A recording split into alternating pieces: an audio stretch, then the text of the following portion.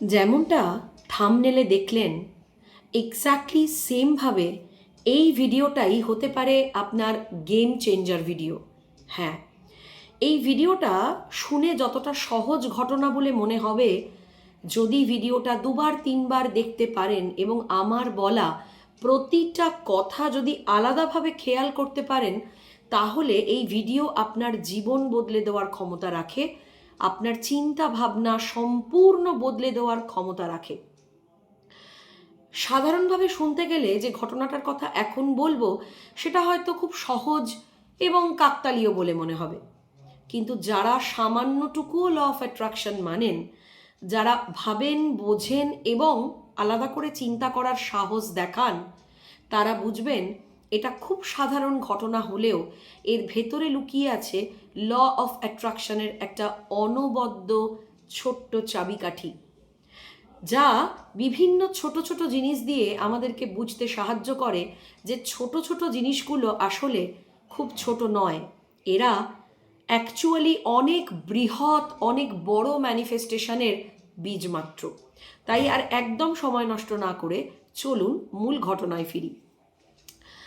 Last 1.5-2 মাস ধরে আমার বেশ কিছুদিন ধরে মনে হচ্ছিল আমার বেডরুমের জন্য একটা মাঝারি সাইজের ক্যাবিনেট হলে ভালো হয়, কারণ জামা কাপড় কেচে আসার পর সেগুলো স্বভাবতই আমার সময়ের অভাবে আমি রোজ গুছিয়ে রাখতে পারি না, ফলে সেগুলো স্তূপাকৃতি হয়ে থাকে।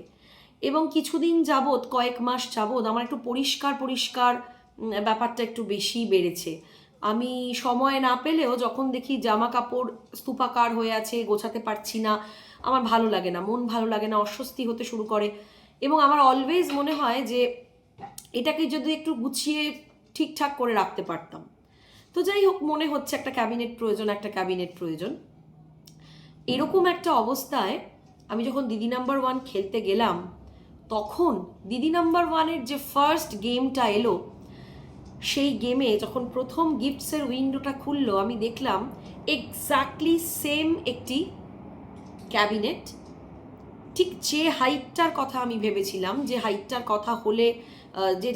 কথা আমি চিন্তা করেছিলাম, যে হাইটের ক্যাবিনেট হলে আমার সব সমস্যার সমাধান হয়ে যায়, ঠিক এক্স্যাক্টলি সেই হাইটের ক্যাবিনেট।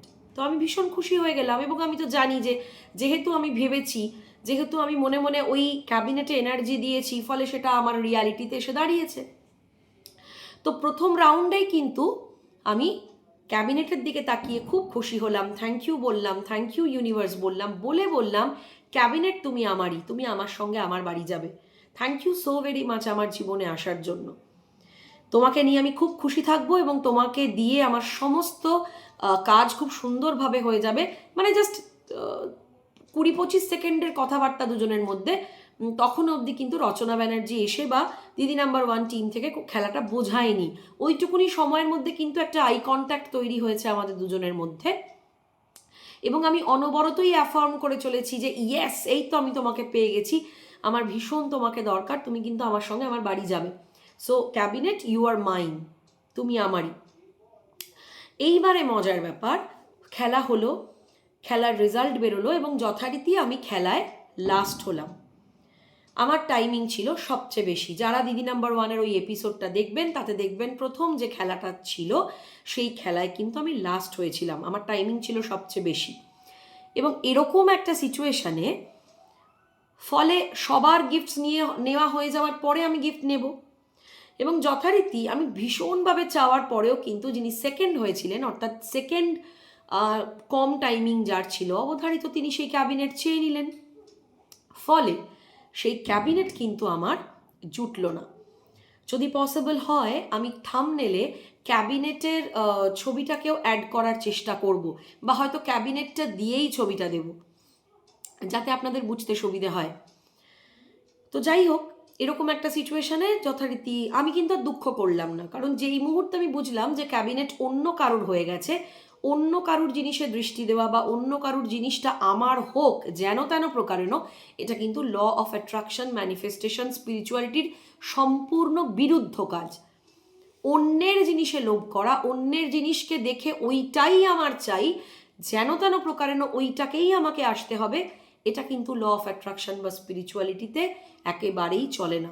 তাতে নিজের ক্ষতি হয়। ফলে যখন ওটা সেকেন্ড পার্টিসিপেন্ট যিনি ছিলেন তিনি যখন পেয়ে গেলেন, আমি তার জন্য খুব খুশি হলাম, তাকে মনে মনে কংগ্র্যাচুলেট করলাম। কিন্তু মনে মনে ভাবলাম, আমি যখন ক্যাবিনেট চেয়েছি এবং ক্যাবিনেট যখন আমার সামনে অবতীর্ণ হয়েছে, তার মানে ক্যাবিনেট কিন্তু আমি পাচ্ছি। কিভাবে পাচ্ছি, কোথা থেকে পাচ্ছি, কে দিচ্ছে, আমার জানার দরকার নেই।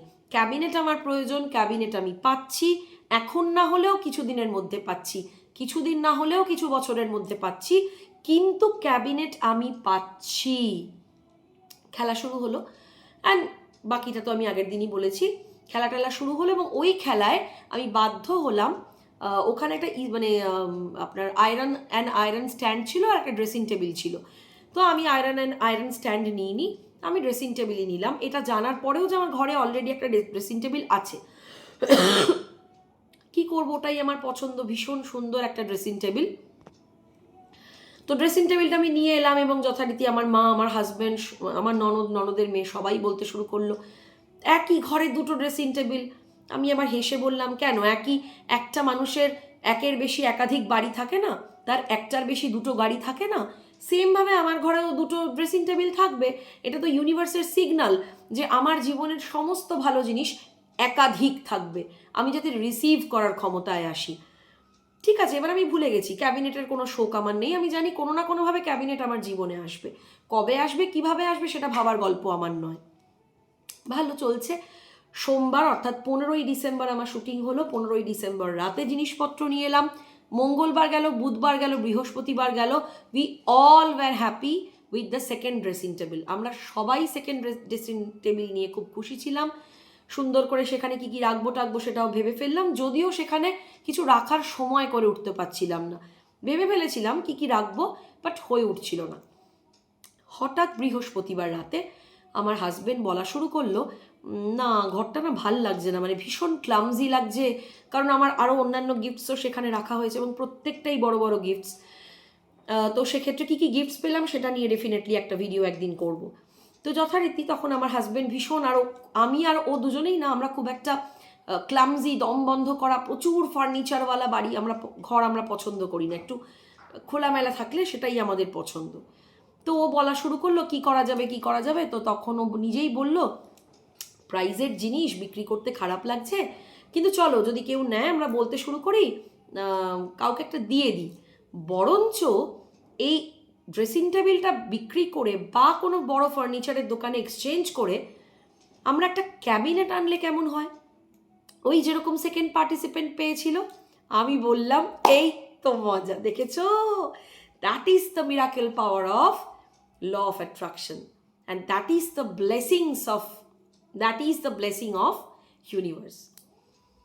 ফাইনালি ক্যাবিনেটের কথা আমার মনে হয়েছিল, আমার হাজব্যান্ডের কোনো হেলদোল ছিল না, জামা কাপড় কীরকমভাবে আছে না আছে অ্যান্ড অল দিস থিংস।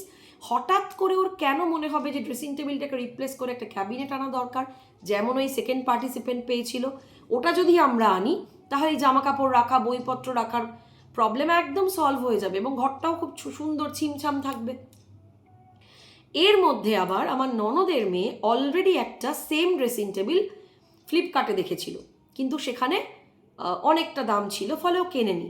এবার যে মুহূর্ত থেকে ও ওটা দেখা শুরু করেছে, ওর মনে হয়েছে এই আমি তো সেই ড্রেসিং টেবিল কিনবো, যদি এইটা আমাকে শীর্ষান্তি দিয়ে দেয় তাহলে আমার খুব ভালো হয়। সেই তো ওদের দুটো ড্রেসিং টেবিল নিয়ে ওদের কিছু করার নেই, এটা ওর মনে মনে চলেছে। সরি, ও কিন্তু কাউকে বলেনি।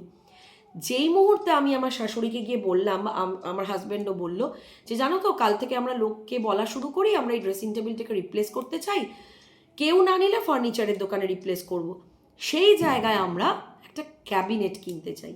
আমার শাশুড়ি মা লাফিয়ে পড়ে বলল, ওরে দাঁড়া দাঁড়া, থাম থাম, কাউকে দিতে হবে না, তোদের কাউকে জানায়নি, ভাগ্নি অনেক দিন থেকে একটা নতুন ড্রেসিং টেবিল কিনবে বলে ভাবছে, ওর মার ড্রেসিং টেবিলটা ওর পুরনো হয়ে গেছে বলে মনে হচ্ছে, তো তোদেরকে লজ্জায় বলতে পারেনি, ও ভীষণভাবে এই ড্রেসিং টেবিলটা নিতে চেয়েছিল, তো তোরা কত দাম দিবি বল। আর কি চাই, সব কিছু মাপে মাপে হতে শুরু করলো, সব কিছু ম্যাজিকের মতন হতে শুরু করলো। আমরা এক কথায় রাজি। এক্স্যাক্টলি ক্যাবিনেটের মোটামুটি যা দাম, বেশ কিছুটা ডিসকাউন্টেড প্রাইসে আমি ঘরের জিনিস ঘরেই থাকলো, বাইরের কাউকে দিতে হলো না, ননদের বাড়িতে চলে গেল, ননদ একদম হাতে হাতে ক্যাশ দিয়ে জিনিসটা নিল, এবং যেমন বলা তেমন কাজ। আমরা আজকে দোকান থেকে সেম ক্যাবিনেট, সেম হাইটের, সেম ফ্যাসিলিটিওয়ালা ক্যাবিনেট কিনে আনলাম। চাইলাম ক্যাবিনেট, পেলাম ড্রেসিং টেবিল, আবার সেই ড্রেসিং টেবিল ঘুরে এলো ক্যাবিনেট। কেন জানেন? যাতে একই সঙ্গে একটা ড্রেসিং টেবিল অনেকগুলো মানুষের ম্যানিফেস্টেশনকে পূরণ করতে পারে। আমি ম্যানিফেস্ট করতে চেয়েছিলাম ক্যাবিনেট, আমার ননদের মেয়ে ম্যানিফেস্ট করতে চেয়েছিল ড্রেসিং টেবিল। ফলে একটা ড্রেসিং টেবিল দিয়ে ইউনিভার্স আমাদের দুজনের মনোবাঞ্ছা পূরণ করলো। তাই আমি যদি ভীষণ দুঃখ পেতাম বা এরকম ভাবতাম, দূর, এত অ্যাফার্মেশন করলাম, এত মেডিটেশন করি, এত লোককে বলি ল অফ অ্যাট্রাকশনের কথা, আমি এতবার করে অ্যাফার্ম করলাম যে ক্যাবিনেট তুমি আমারই, ক্যাবিনেট তুমি আমার সাথে আমার বাড়িতে যাবে, তোমাকে পেয়ে আমার ভীষণ সুবিধে হবে, অ্যান্ড ব্লা ব্লা ব্লা ব্লা, যেগুলো আমি আগেও বলেছি আর শুধু শুধু রিপিট করে আমি ভিডিওটা বাড়াতে চাই না। যেই মুহূর্তে আমি বিশ্বাস হারাতাম, যেই মুহূর্তে আমার মনে ডাউট বা সন্দেহ আসতো, সঙ্গে সঙ্গে ইউনিভার্স বলতো তথাস্তু, অর্থাৎ তুই তোর অবিশ্বাস এবং সন্দেহ নিয়ে গিয়ে চল, আমি আর কোনোভাবে তোকে তোর ক্যাবিনেট অবধি পৌঁছে দেব না। আমি অপেক্ষা করেছিলাম, আমি বিশ্বাস রেখেছিলাম, আমি ভরসা রেখেছিলাম। আমি যখন ক্যাবিনেট চেয়েছি, আমি যখন ক্যাবিনেটকে বলেছি তুমি আমারই, সেটা কোনো না কোনোভাবে, কাউকে দুঃখ না দিয়ে, কারুর কাছ থেকে কোনো কিছু ছিনিয়ে না নিয়ে এসে, ক্যাবিনেট ইজিলি, এফর্টলেসলি, আনন্দ করে আমার জীবনে আসবে। আমি তো কয়েক মাস, কয়েক বছরও অপেক্ষা করতে রাজি ছিলাম, বিকজ আমি স্ট্রং ফেথ নিয়েছিলাম। আমি চেয়েছি অথচ ইউনিভার্স আমাকে দেবে না বা আমাদের দেয় না, এমন কোনো জিনিস নেই। মন থেকে বিশ্বাস নিয়ে ভালোবেসে জোরের সাথে চেয়ে তো দেখো। হতে পারে এটা একটা সামান্য ক্যাবিনেটের ঘটনা, কিন্তু একটা ছোট্ট সামান্য ঘটনা প্রমাণ করে দেয় চোখে আঙুল দিয়ে, যদি আমি মন থেকে কোনো জিনিস চাই, সেটা যত ছোট হোক, যত মাঝারি হোক, আর যত বিশালই হোক না কেন, আমার যদি বিশ্বাসের জোর থাকে, আমার যদি নিজের ওপর আস্থা থাকে, আমি যদি অন্যের ক্ষতি না করে, অন্যের জিনিস ছিনিয়ে না নিয়ে সৎভাবে ভালোবেসে কোনো জিনিসকে চাই, ইউনিভার্স, ঈশ্বর, পরম মঙ্গলময় ঈশ্বর, যিনি আমাদের মা বাবা, তিনি বাধ্য আমাদের ইচ্ছে পূরণ করতে। কোনো বাবা মা পৃথিবীতে এমন আছেন যারা সন্তানের ইচ্ছে পূরণ করেন না? একটু দেরিতে করেন, তারা একটু সন্তানকে বাজিয়ে দেখেন যে সত্যি সত্যি ইচ্ছের জোর কত। কিন্তু জোরদার ইচ্ছে যখন হয়, তখন বাবা মা বাধ্য হয় তার সন্তানকে সেই জিনিসটা পাইয়ে দিতে। আমাদের ক্ষেত্রেও কিন্তু ল অফ অ্যাট্রাকশন আর অন্য কিছুই নয়, একটা জোরদার ইচ্ছে করার পদ্ধতি মাত্র।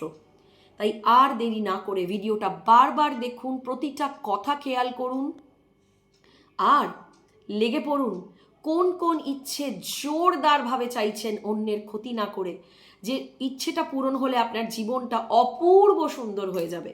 আর অবশ্যই আমাকে কমেন্টে জানান এইভাবে কার কি ইচ্ছে পূরণ হলো। বিশ্বাস রাখুন, ইচ্ছে পূরণ হবেই।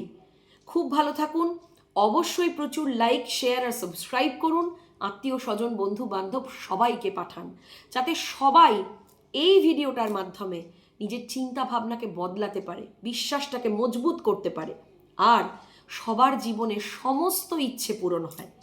খুব ভালো থাকুন, সুস্থ থাকুন, আবার দেখা হচ্ছে নতুন এইরকমই কোনো এক্সাইটিং ভিডিওতে। টাটা।